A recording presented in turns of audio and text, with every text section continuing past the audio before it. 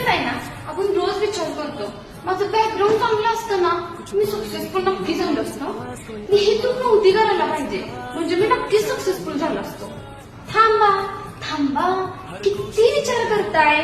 Pause घ्या, एक मोठासा श्वास घ्या आणि आता विचार करा की कसं आहे ना की जे घडलंय किंवा घडून गेले त्याचा उपयोग करून त्याचा विचार करून काहीच उपयोग नाही होणार आहे.